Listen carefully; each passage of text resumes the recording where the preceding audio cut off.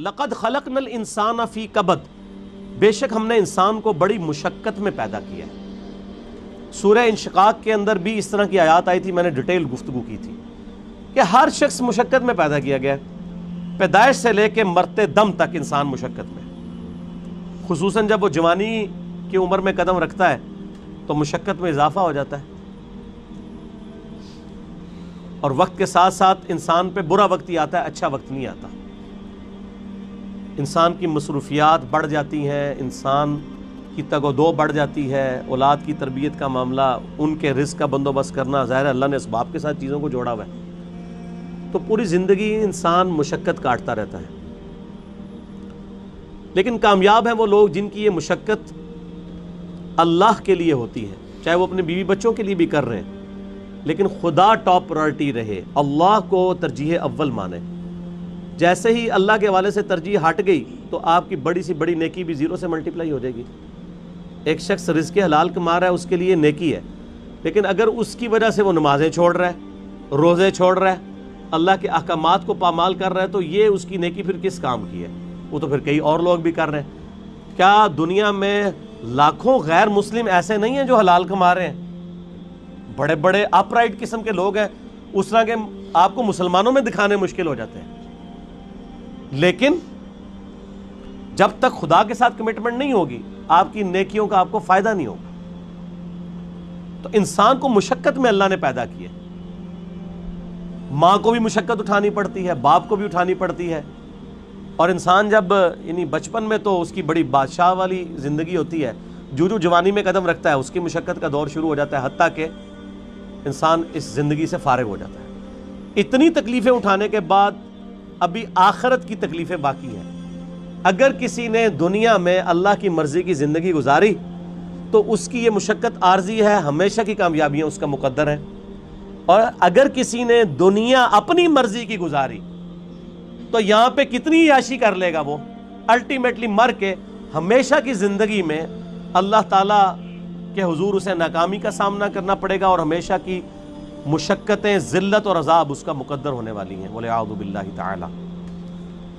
تو انسان کی کوشش ہوتی ہے، اب وہ کوشش اگر پازیٹیو ہے رزلٹ پازیٹیو نکلے گا، نیگیٹو ہے تو نیگیٹو نکلے گا۔ اسی کا ذکر اب آگے آ رہا ہے، أَيَحْسَبُ أَن لَّن يَقْدِرَ عَلَيْهِ أَحَدٌ، کیا انسان یہ گمان کرتا ہے کہ اس پر کسی کا بس نہیں چلے گا؟ یعنی وہ اگر دنیا اپنی مرضی کی گزار ہے تو یہ سمجھ رہا ہے آخرت بھی اپنی مرضی کی گزارے گا، نہ، ایسا نہیں ہوگا۔ یقول اہلکت مالا لبدا، بڑے فخر سے کہتا ہے کہ میں نے تو بڑا مال خرچ کیا ہے۔ اسپیسیفکلی تو اشارہ ہے مشرکین عرب کے ان امیر لوگوں کی طرف جن کا ذکر قرآن پاک میں کئی جگہ ہے کہ وہ بڑا فخر کرتے تھے کہ ہم حرم مکہ کی جو خدمت ہے وہ ہمارے ذمہ ہے، ہم یہاں پہ حاجیوں کے اوپر جو ہے وہ خرچہ بھی کرتے ہیں، اللہ کی راہ میں لوٹاتے ہیں۔ اللہ فرماتا ہے ان اعمال کا فائدہ نہیں ہے جب تک تم اللہ کی توحید اور اس کے نبی علیہ السلام کی رسالت پر ایمان نہیں لاؤ گے، شرک سے کنارہ کشی اختیار نہیں کرو گے، تو یہ حاجیوں کے اوپر کھانا پینے کے اوپر پیسے صرف کرنا، یہ مال جو تم لگا رہے ہو اور بڑی اکڑ رہے ہو کہ اللہ کے حضور اس کا کوئی اجر ملے گا، کوئی اجر نہیں ہے اس کا۔ اَيَحْسَبُ أَن لَّمْ يَرَهُ أَحَدٌ، کیا وہ خیال کرتا ہے کہ اسے کسی نے نہیں دیکھا؟ اس کو نہیں پتا یہ تم لوگ کس لیے کر رہے ہو، وہ کرتے تھے صرف اپنی عمارت کو جتانے کے لیے، ریاکاری کے لیے، لوگوں پہ اپنی جو دولت ہے اس کا روب ڈالنے کے لیے۔ جس طرح آج کل بھی آپ دیکھتے ہیں لوگ مساجد کے اندر وضو خانے بنواتے ہیں، ٹوائلٹس بنواتے ہیں، قالین ڈلوا لیتے ہیں، تو باقاعدہ وہ کئی جگہ پہ تو دیکھا گیا نیم پلیٹ لکھوا دیتے ہیں کہ وضو خانہ فلاں کے لیے ہوا ہے، فلاں کے سالے ثواب کے لیے۔ بھئی اگر سالے ثواب کے لیے بھی ہے تو اللہ کو تو پتہ ہے نا، آپ کے لکھنے کا تو اللہ محتاج نہیں ہے، نیکیوں کو تو چھپانا چاہیے، یہ خطرہ ہے کہ آپ کی نیکیاں برباد ہو جائیں۔ اور کئی لوگ تو جو ہے وہ حرام کے مال سے جو ہے اس طرح کے معاملات چل رہے ہوتے ہیں ان کے،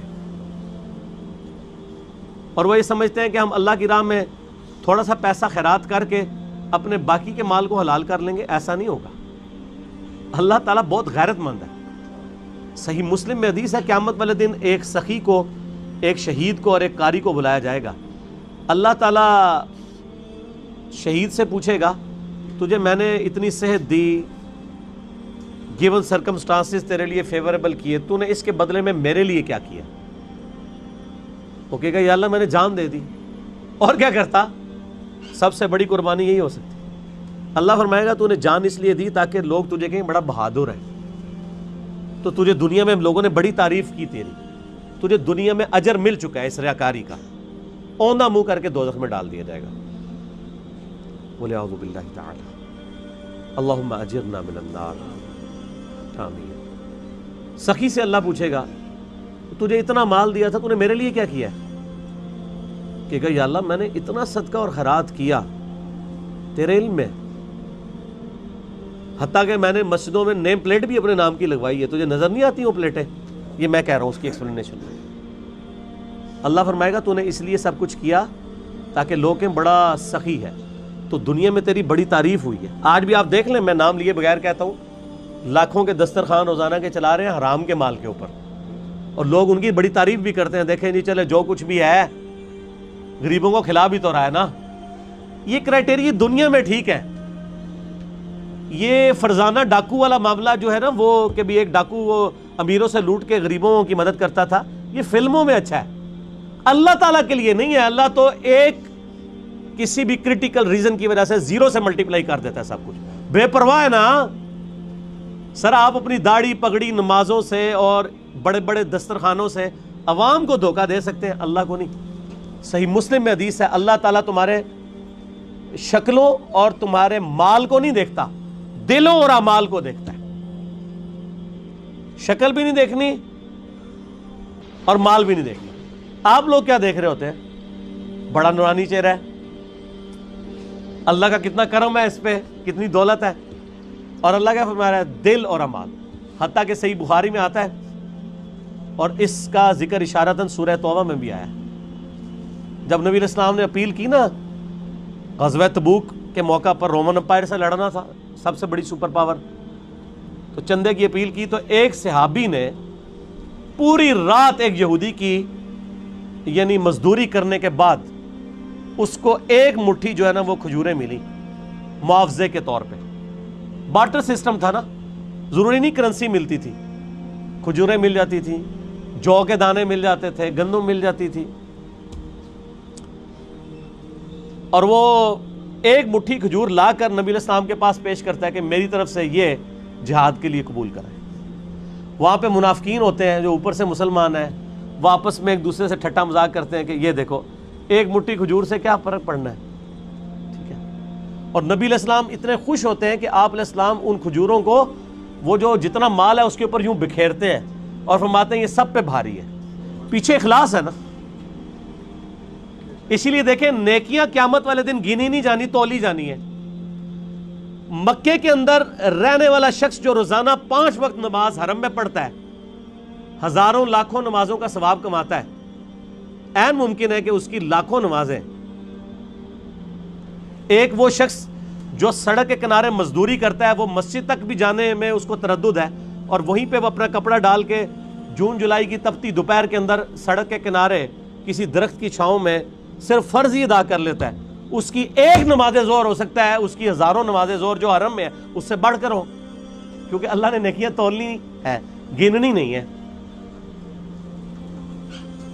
अगर किसी के पास 5 नोट 10-10 रुपए के हों और एक नोट 5,000 रुपए का हो, तो वर्थ किसकी ज्यादा है? 5,000 की। अगरचे नोट वो एक है लेकिन उसकी वैल्यू ज्यादा है। इसी तरीके से अगरचे हरम में नेकियां ज्यादा हैं लेकिन उनकी वैल्यू, वर्थ, इसी को वो कहा जाता है ना कि अल्लाह ताला क्वालिटी देखता है, क्वांटिटी नहीं देखता। क्वालिटी उसकी ज्यादा है। उसको जो अल्लाह ने हालातों वाकयात दिए थे उसमें बेस्ट वही परफॉर्म कर सकता था।